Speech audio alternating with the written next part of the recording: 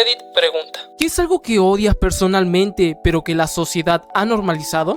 Tener que estar siempre disponible a través del teléfono. Ya sea en casa, en el trabajo o en cualquier otro lugar, parece que todo el tiempo esperan que responda de inmediato. Como si no contestar en el momento fuera casi una falta. Yo mantengo el teléfono en silencio todo el tiempo, sin sonido, sin vibración. Solo algunas notificaciones de personas específicas pueden pasar ese filtro. También silencio los grupos de mensajes. No pienso estar en servicio para todo el mundo de las 24 horas del día. Siempre digo lo mismo, que suene el teléfono no significa que tengas que contestar. El buzón de voz existe por algo. Lo mismo pasa con los mensajes, no desaparecen. Van a seguir a media hora después o incluso más. No todo requiere una respuesta inmediata. En uno de mis trabajos anteriores, mi jefe reaccionó muy mal porque me fui a navegar con mis amigos un fin de semana y me quedé sin señal mientras estaba en el agua. Era fin de semana. Más adelante volvió a molestarse porque no tenía una señal en el vuelo, a gran altura, regresando de vacaciones. Poco después decidí dejar ese empleo.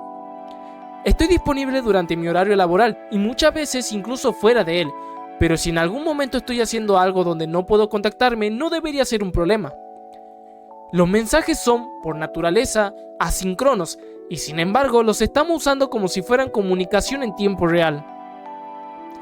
Recuerdo cuando usaba un PDA, escribía correos y una vez al día sincronizaba para enviarlos y recibir nuevos. Hoy, en cambio, puedo recibir varios mensajes de la misma persona en un solo día pidiendo actualizaciones. En los grupos de mensajería, además, a veces ni siquiera puedes desactivar las confirmaciones de lectura, así que no falta quien diga: vi que leíste el mensaje, ¿por qué no respondiste? Este tipo de comportamiento se ha vuelto tan común que casi nadie lo cuestiona. Tengo 48 años y recuerdo perfectamente cómo era la vida antes de que todo el mundo pudiera localizarte en cualquier momento. Era normal llamar a alguien y si no respondía, simplemente asumir que estaba ocupado y devolvería la llamada después. Pero con la llegada de los smartphones, un mensaje leído o entregado se percibe casi como una urgencia automática, aunque el contenido sea algo completamente cotidiano. Y ahora parece que el tiempo de respuesta también se interpreta como una medida de cuánto te importa a alguien. Mi esposa y yo nos escribimos durante el día por tema de nuestros hijos, pero hay momentos en los que estoy en reuniones y no puedo responder enseguida, y ella lo entiende. Mis hijos, en cambio, todavía están aprendiendo eso. Mi hijo de 13 años, por ejemplo, si no le respondo rápido, envía varios mensajes seguidos como si algo grave hubiera pasado. Estamos trabajando con él la ansiedad de no tener respuestas inmediatas. No es un proceso sencillo, pero es importante que entienda que nadie está obligado a responder al instante. Lo que no termino de entender es por qué a muchas personas le molesta esta dinámica, pero aún así la sigue reproduciendo. La mayor parte del tiempo tengo el teléfono en modo no molestar. Reviso los mensajes cuando puedo o cuando quiero y respondo de la misma manera. En el trabajo o en casa, mis tiempos de respuesta no son constantes, ni pretendo que lo sean. La gente va a recibir una respuesta en algún momento entre muy rápido y mucho después. Depende quién sea, de qué trate, del momento del día y en general de mis propias prioridades.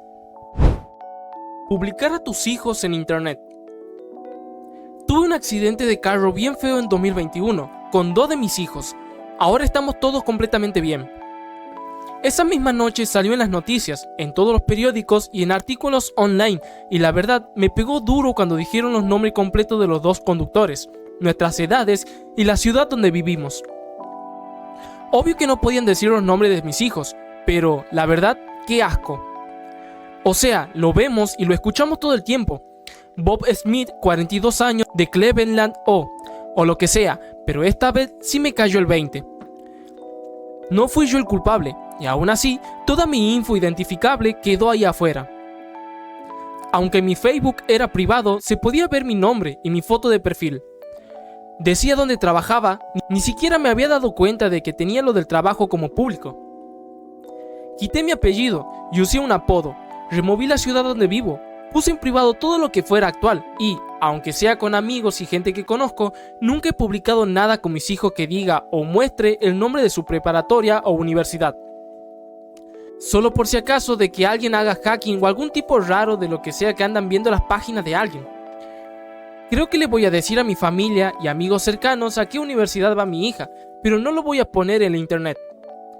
Y mis hijos ya están en la recta final de la adolescencia. Hay una estrella de musicales con el que soy amigos en Facebook y él me va a reconocer después de un show, pero no somos amigos. Habremos tenido como un total de 2 minutos de conversación, pero con eso le bastó a un fan para hacerle friend y que lo acepten. Y él va a publicar cosas donde se ve el nombre completo de su hija, su escuela y su dirección, y también el nombre de su maestra. La cultura de la productividad constante. Yo solo quiero tener hobbies que pueda disfrutar sin la presión de tener que monetizarlos. Tampoco quiero que me hagan sentir como si fuera perezoso por querer, de vez en cuando simplemente descansar y no hacer nada productivo. Me gusta tener momentos de pausa, de estar tranquilo, incluso de no hacer nada sin culpa. Tengo varios hobbies: tejer, coser, hornear, entre otros. A veces le hago cosas tejidas a mis amigos que tienen bebés. En ocasiones me entusiasmo mucho y me pongo a trabajar en varios proyectos al mismo tiempo. Lo hago porque me gusta, porque lo disfruto. Y sí, también porque es bonito recibir cumplidos por algo que hiciste con tus propias manos. Lo que no me gusta es cuando alguien sugiere que debería vender lo que hago. Muchas veces sé que no lo dicen con mala intención, pero detrás de ese comentario suele haber una expectativa poco realista. Los materiales pueden ser caros, el tiempo invertido es enorme, y siempre está esa comparación implícita de esto lo puedo conseguir más barato en una tienda. Eso resulta ser bastante frustrante. Soy un artista amateur de tejido con fibras y hago trabajo de ganchillos bastante detallados y realistas, como planta de interior o flores. Cada pieza puede tomar decenas, incluso cientos de horas. Recuerdo que estaba haciendo un conjunto de suculentas de lana y mi hermano me preguntó para quién eran. Cuando le dije que eran para mí, por puro gusto, le costó entenderlo. Y cuando mencioné que para que realmente valiera la pena venderlas, tendría que cobrar una cantidad bastante alta, insistía en que puedes comprar plantas artificiales en cualquier lado. Al final, simplemente asentí y seguí con lo mío. Y es que no solo no tienes que monetizar un hobby, tampoco tienes que ser bueno en él para disfrutarlo. También está bien hacer algo porque te gusta. Hay personas que no entienden por qué pinto con acuarelas si no soy particularmente bueno en ello. Pero no todo tiene que ser perfecto, ni tener un propósito profesional. Lo hago porque me relaja, porque lo disfruto, y porque no todo lo que uno crea tiene que estar destinado a un museo. Está bien destacar en algunas cosas, pero también está perfectamente bien hacer algo solo por el placer de hacerlo.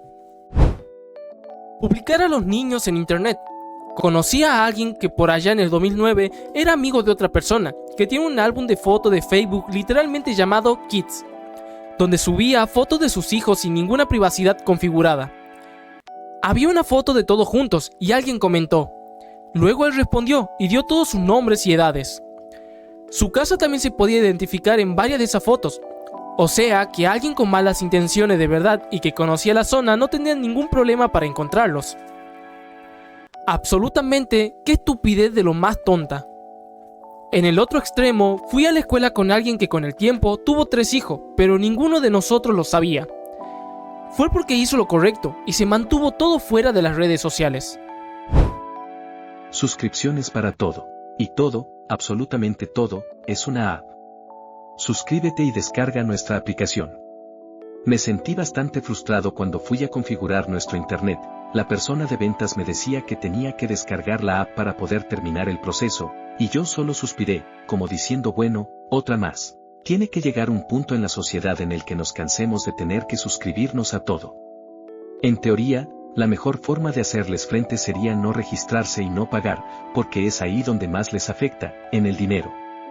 El problema es que ya es muy difícil que la gente se organice para algo así, y además da la sensación de que cada vez te empujan más a pagar incluso por funciones básicas. Antes, esto era algo más asociado al lujo, ahora es como si te dijeran, paga mensualmente o acepta que la mitad del producto solo existe en teoría. Y esto no empezó ayer. Incluso en la industria automotriz ya se veía venir.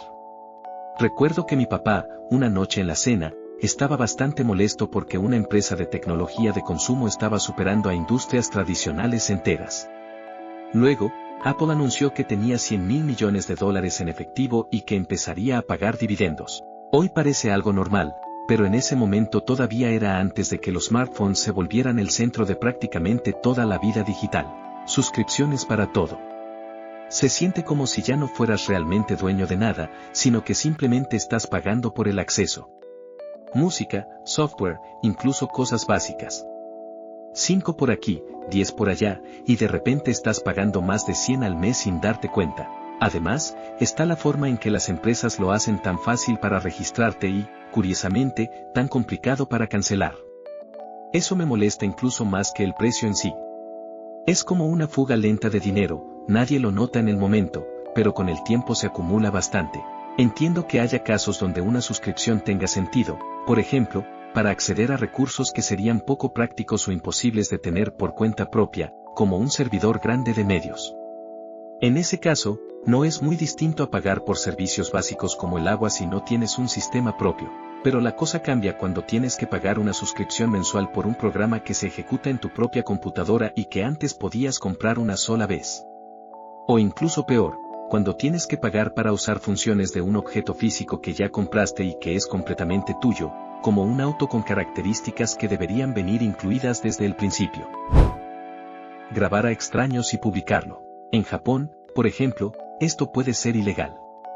Grabar a personas en espacios públicos sin su consentimiento está restringido en muchos casos, y por eso en transmisiones de televisión, como cuando un reportero está en la calle, suelen difuminar los rostros de la gente antes de emitir las imágenes. Recuerdo un episodio de Black Mirror en el que una chica corría desesperada por su vida, completamente aterrada, mientras la gente a su alrededor solo la seguía con sus celulares, grabándola sin ayudarla ni escucharla. En su momento parecía una escena exagerada y perturbadora, hasta que te das cuenta de que algo muy parecido ocurre hoy en día, constantemente, a nuestro alrededor. Ante cualquier incidente trágico en un lugar público, suele haber 2 o 3 personas intentando ayudar, mientras muchas más se apresuran a grabar y subir el contenido a redes sociales. Es triste y bastante desalentador. Mi papá, por ejemplo, a veces ve a ciertos youtubers cuyo contenido consiste en grabar a personas al azar para provocar reacciones y luego discutir sobre su derecho a filmar. Ese tipo de comportamiento resulta bastante desagradable y frustrante de ver. Yo tengo un puesto en un mercado de agricultores, y la cantidad de gente que graba todo o que incluso mantiene conversaciones contigo mientras lleva una cámara colgada al cuello puede llegar a ser agotadora. Y lo peor es que ni siquiera puedes pedir que no te graben, porque corres el riesgo de terminar apareciendo en un video donde te muestran como si estuvieras reaccionando de forma exagerada. Por eso, intento evitar confrontaciones siempre que puedo. En el barrio donde vivía antes, eran comunes las peleas entre personas alcoholizadas. Situaciones típicas de discusiones personales que escalaban rápidamente. El ambiente cambió mucho cuando abrió un bar que funcionaba las 24 horas, y todo se volvió más caótico. Al principio, llegué a grabar algunas de esas escenas desde lejos y sin mostrar rostros, más como una forma de documentar lo que estaba pasando. Pero hubo una vez en la que estuve más cerca de lo habitual y empecé a grabar. En ese momento, hice contacto visual con una de las chicas involucradas, que claramente estaba en una situación incómoda mientras sus amigas la dejaban en ridículo. Decidí borrar el video y no volver a hacerlo. Me di cuenta de que no está bien exponer a las personas de esa manera sin su consentimiento. También creo que es importante mencionar otro caso, los videos de cámaras corporales que se difunden con fines de entretenimiento. En mi opinión, eso es bastante cuestionable, especialmente cuando se trata de jóvenes en situaciones vulnerables. Por ejemplo, personas que ya están atravesando un momento difícil, como un arresto relacionado con el consumo de alcohol, y que además terminan siendo expuestas públicamente para que otros se burlen. Difícilmente eso contribuye a mejorar su situación o su bienestar. En Estados Unidos, la primera enmienda es muy amplia en cuanto a la libertad de expresión. En espacios públicos, generalmente no existe una expectativa de privacidad, por lo que legalmente se permite grabar. Esto no aplica en lugares privados como baños o vestidores. Incluso, si estás en una propiedad privada pero visible desde un espacio público, la situación puede ser similar. Y en lugares privados abiertos al público, como tiendas o restaurantes, los propietarios pueden pedirte que dejes de grabar o incluso prohibirlo completamente. Ahora bien, lo que es legal y lo que es respetuoso no siempre coinciden. Nota, no soy abogado, esto es solo una apreciación general y puede variar según cada caso. Tratar la amabilidad como si fuera debilidad. A veces siento que soy demasiado buena onda y que es prácticamente lo único por lo que la gente me identifica. Pero, siendo honesto, creo que ser amable es un verdadero logro en esta época, donde muchas veces se valora más lo superficial o lo sarcástico, y donde incluso ser desagradable puede parecer cool para algunos. También me molesta la falta de regulación emocional en muchas personas, como si reaccionaran de forma impulsiva ante cualquier cosa.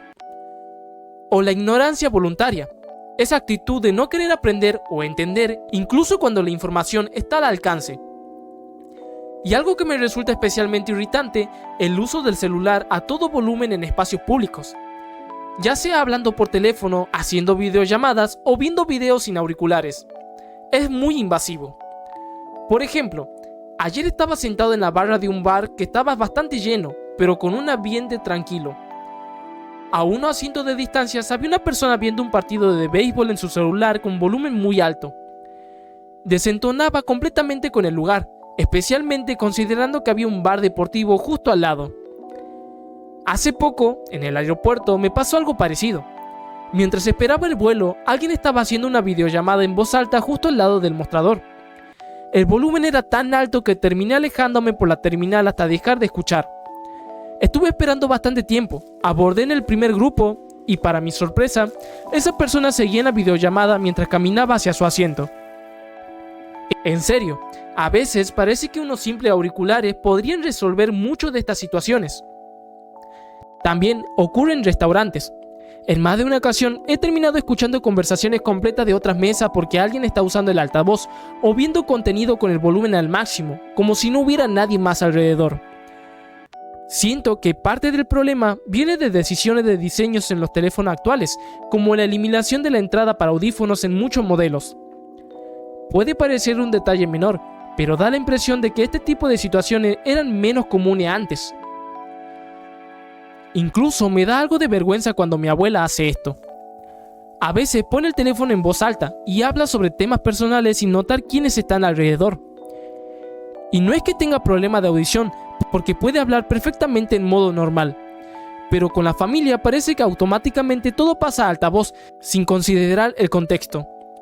En general son pequeñas cosas del día a día, pero que terminan afectando bastante la convivencia en espacios compartidos. Desplazamientos largos. Que pase 2 horas en el tráfico todos los días no debería ser algo normal.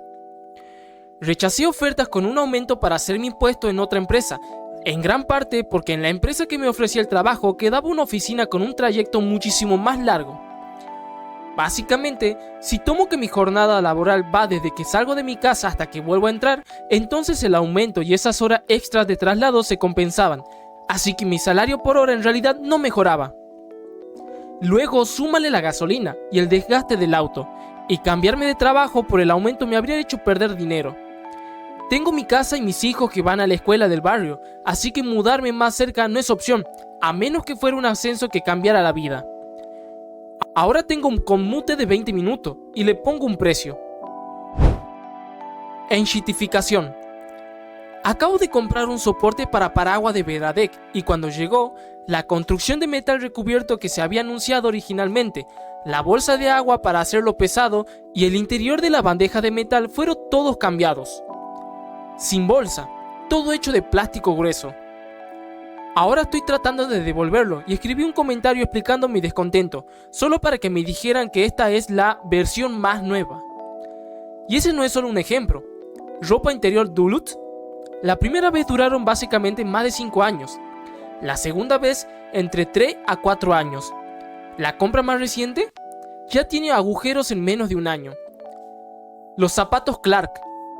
El primer par duró casi 5 años. Me dolió tirarlos.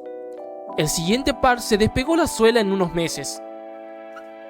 Los Lee Bean todavía me gustan su camisa de botones, pero los colores se desvanecen bastante rápido. Las pantuflas, el primero me duró casi 3 años. Los siguientes 2 pares se desgastaron en una temporada. Siento que tengo suerte de haber conseguido UGG antes de que empezara la misma tendencia. Permitir que influencers que no tienen formación médica ni experiencia en esos temas hagan afirmaciones que pueden y van a afectar la salud de sus seguidores. O incluso gente que dice que hizo su investigación, que casi siempre solo que se van, consultan en Google o en ChatGPT, en vez de basarse en artículos de investigaciones reales. Aunque también creo que los doctores y profesionales de la salud tampoco deberían estar autorizados para promocionar ciertos medicamentos o sustancias en redes sociales. Se siente como si se hubiera cruzado y mezclado la línea entre la medicina real y el dinero. No solo en medicina, sino en general. Mucha gente dice que hace investigaciones, pero en realidad nomás están googleando cualquier cosa y luego le está aplicando en su opinión sesgada. También entiendo que en contextos cotidianos nadie está obligado a promocionar artículos revisados por pares y una lista en referencia en formato APA para cada cosita. Pero cuando lo publican en una plataforma con la intención de convencer o de llamar la atención de un montón de gente, ahí sí tienen que demostrar que son totalmente creíbles. Si no, ya nomás asumo que son personas terribles con, en el mejor de los casos, intenciones egoístas. O sea, aunque sea que tuvieran un poquito de humildad y pudieran reconocer la evidencia anecdótica o que en realidad no tienen una base real, factual o científica para lo que están diciendo, pues está todo bien. Pero lo que da asco es hablar en absoluta con una confianza temeraria. Y la neta me parece profundamente deprimente que tanta gente se trague su porquería y luego la anden difundiendo todavía más. Optimizar al máximo las actividades y los horarios de los niños. Los niños necesitan tiempo para simplemente jugar. Sin estructura, sin organización, sin planes, sin que alguien los dirija, solo estar afuera con otros niños, encontrando su propia diversión.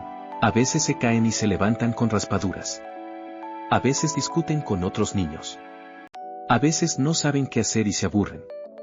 A veces simplemente deambulan sin rumbo, sin hacer nada en particular. Y, esto es importante entenderlo, todo eso les hace bien. Cuando trabajaba como maestra de educación inicial, me frustraba bastante que algunos padres se quejaran de que sus hijos solo estaban jugando. Muchas veces tenía que explicar cómo se ve realmente el aprendizaje a esa edad y la gran cantidad de habilidades que desarrollan mientras juegan, sociales, emocionales, creativas y cognitivas. La gente no siempre lo entiende. Tienden a pensar de forma lógica, una actividad estructurada como el béisbol o practicar violín bajo supervisión es equivalente a dejarlos jugar libremente con sus amigos. Pero no es así. No es lo mismo, ni siquiera funciona como sustituto. Son experiencias completamente distintas. Los niños necesitan juego libre, sin estructura y, en cierta medida, sin supervisión constante. Es fundamental para su desarrollo. No se puede reemplazar simplemente con actividades que se vean bien en el currículum o en una futura solicitud universitaria. Ese enfoque no funciona como muchos creen. Esto siempre me recuerda a un chico que vivía al lado cuando yo era niño. Tenía una agenda llena de actividades y se esperaba que rindiera al máximo en todo. Mientras nosotros jugábamos fútbol en la calle, él tenía entrenamientos en una academia 5 veces por semana. Si escuchábamos música, él tenía que practicar piano 1 hora diaria. Mientras nosotros hacíamos la tarea de forma más relajada, él ya estaba estudiando contenidos avanzados para prepararse para la universidad. Su mamá prácticamente organizaba cada aspecto de su vida. Incluso sus vacaciones eran 6 semanas de campamentos académicos. Cuando se mudó para ir a la universidad, sufrió un agotamiento muy fuerte a los 18 años. Hoy tiene un trabajo sencillo en un almacén. Su familia lo ve con cierta decepción, pero él parece estar en paz con su vida. También trabajo en una escuela secundaria en Japón y, aunque me gusta mucho mi trabajo, noto que muchos estudiantes viven bajo un nivel de estrés muy alto. El folleto de la escuela incluso incluye una línea de tiempo del día: levantarse a las 5:30, llegar a las 7:30, regresar a casa a las 19:30, cenar, estudiar hasta la noche y dormir. Y eso sin contar clases los sábados y actividades de clubes los domingos. Como padre/madre, no consideraría ese estilo de vida para mi hijo. Vi a muchos compañeros en la escuela que tenían que equilibrar deportes, estudios, clubes y responsabilidades en casa, y en algunos casos incluso trabajos. No es que esas actividades sean malas por sí mismas, pero exigir que un niño cargue con todo eso al mismo tiempo puede ser excesivo. Dejen a los niños ser niños. Muchos terminan sobrecargados, agotados, sin espacio para simplemente existir. Recuerdo sentir que era de los pocos que no tenía cada minuto del día programado, y aún así podía ver lo cansados que estaban algunos de mis amigos. Hay mucho más que decir sobre este tema, como por qué a los niños a veces se les desincentiva tener tiempo libre y se les presiona a hacer cada vez más cosas. Pero no voy a profundizar en eso aquí. Tampoco quiero caer en el típico discurso de en nuestros tiempos, aunque, siendo honesto, crecí de esa manera, nací en 1984, y creo que tuvo aspectos muy positivos. Sí, hacíamos cosas que hoy podrían considerarse algo riesgosas, pero también tuvimos una infancia llena de libertad, juegos sin estructura y crecimiento personal genuino. Y eso dejó huella. Hoy en día, muchos niños parecen constantemente cansados o saturados. Aclaro que hablo desde mi perspectiva personal, incluso siendo alguien que ha decidido no tener hijos. Puede que eso haga más fácil opinar. Pero, por lo que vale, estoy realmente agradecido por haber tenido una infancia menos estructurada y más libre. Publicar a tus hijos en Internet. Cuando nació mi nieto, la verdad me sorprendió un poco que mi hija y su esposo pidieran que nadie publicara fotos de él. Me tomó apenas un momento de reflexión, siendo yo de otra generación, para entender que, aunque yo solo subiera algo a mi Facebook o Instagram privado, esa imagen igual podría terminar en manos equivocadas o quedar circulando en Internet de forma permanente. Desde entonces, tengo tarjetas SD y discos duros llenos de fotos y videos, pero ni una sola imagen de él ha llegado a redes sociales.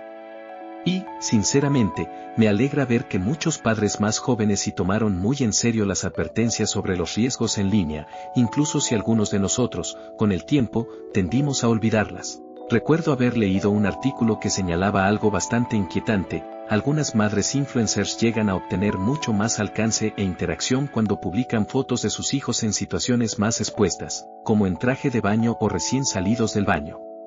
Lo más preocupante es que, según el artículo, muchas son conscientes de esto, pero aún así continúan haciéndolo porque les genera ingresos. Es difícil no quedarse pensando en eso. De hecho, una mujer con la que fui a la escuela hace algo similar y terminé silenciando sus publicaciones. Cuando no son fotos de sus hijos, suele compartir contenido de salidas nocturnas o fiestas. Da la impresión de que está atravesando situaciones personales complejas, aunque, claro, eso es solo una percepción externa.